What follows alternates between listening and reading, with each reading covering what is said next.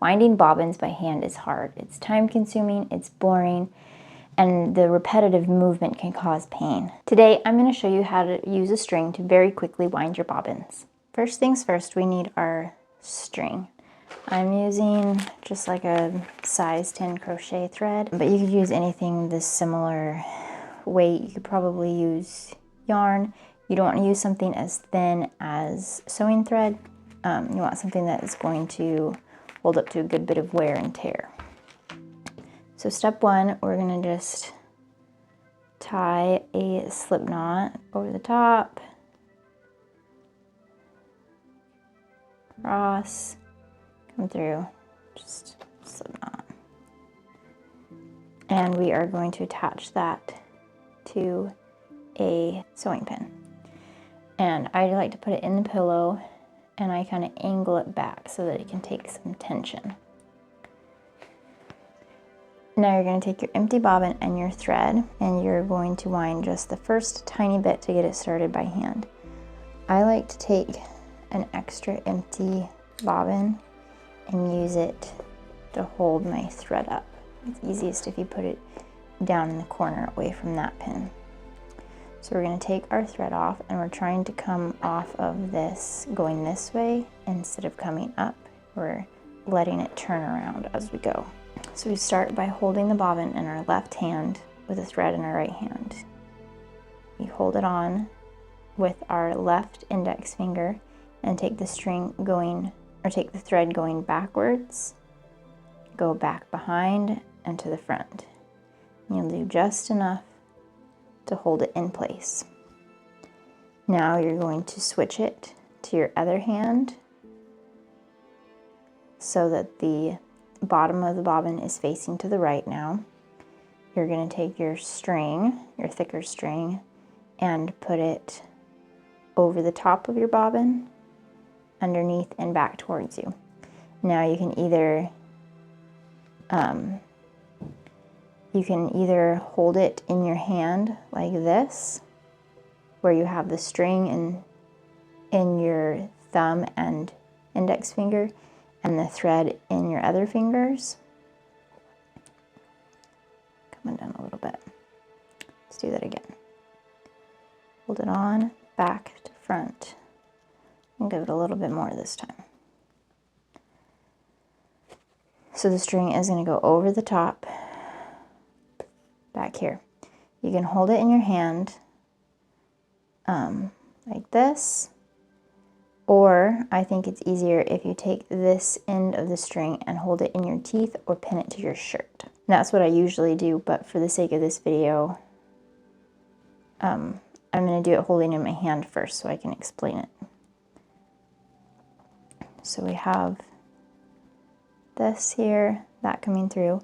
We're going to move this bobbin down the string without letting it rotate. Just let it hold it in place. And then as you come up, you're going to let go so that the bobbin can rotate in your hand. This takes some getting used to, and it's good to go slow in the beginning. And pull some thread off of the spool, send it down, holding it down so it doesn't twist, and then bring it up towards you.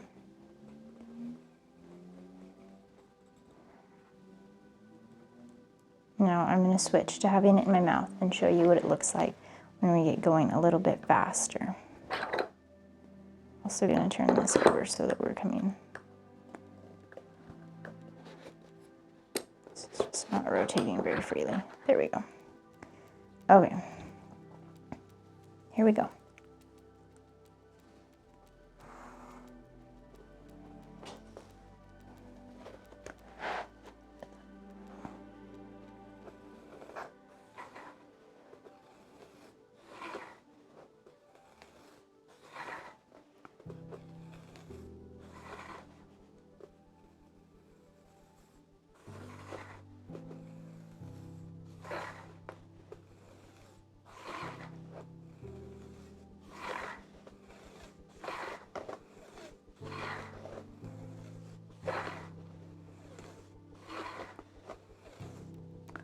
That's how you do it as you get going fast. I like to fill up one of my bobbins all the way if it's a thread that I'm just going to keep working with, and then I know that I'm not for sure not going to run out of this, and that I will use it more on my next piece. I'm going to fill this up, and then I'll show you how to get it from this bobbin onto the second bobbin. You want to make sure that there's really good tension from the pin to whatever is holding the pin, and that will make it much easier for the bobbin to slide along.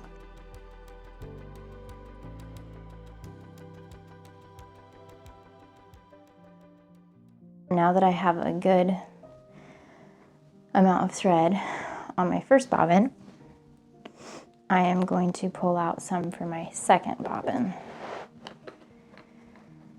The more that you pull out, the more likely it is to get tangled. So I like to just pull it out one section.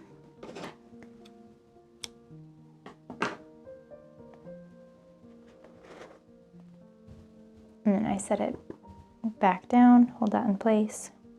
I will take the end that I just cut off the spool, and I will put it onto my next bobbin. My only other empty one of this same style is holding my spool thread, so I'm going to show you how I wind on a different style. So we start the same way. We hold it on and go from back to front. Hold it on until it's secure. And I swap it so it's facing the other way again.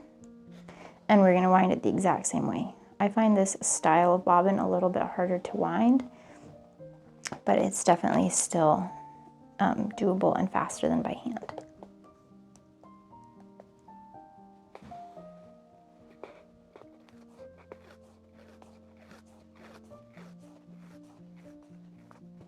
Now, if I want more than that little bit on my second bobbin, I'll set this one down on the pillow so that it can rotate freely, and I'll keep winding until I feel like this one has enough thread.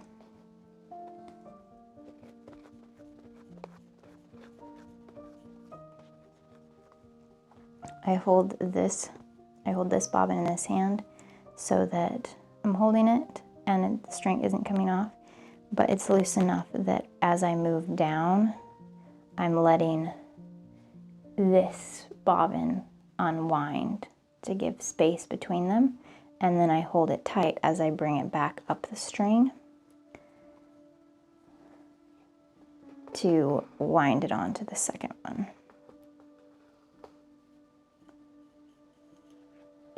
It's hard to keep it in frame.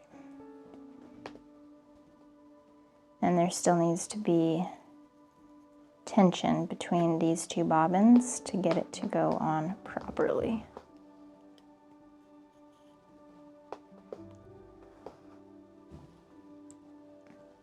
And when I feel like they have enough, then I will hitch it onto the top of the bobbin.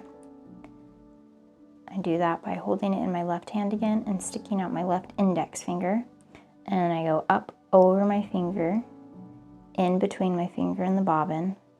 Now I'm in front of the bobbin, and I go back behind and around again to the front. And then I take this loop that's on my finger and slide it onto the bobbin. On the other side, I'll do the same. Goes over my index finger, in between, around, and that slides on. And now I have a pair of bobbins ready to go. Okay, after filming that last bit, I discovered a much easier way to wrangle the spool of thread. Started the same way.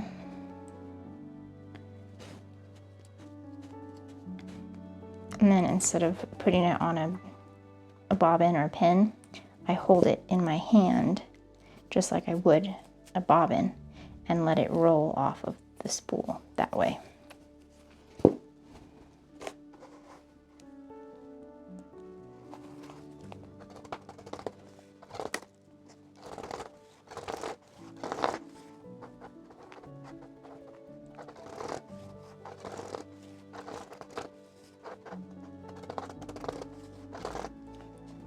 And that makes it much easier.